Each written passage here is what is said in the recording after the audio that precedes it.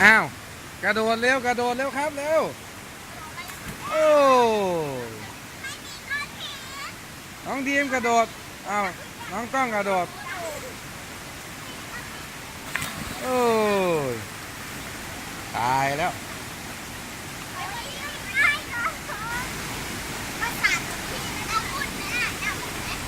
มันมีปราสาทด้วยเหรออุ้ย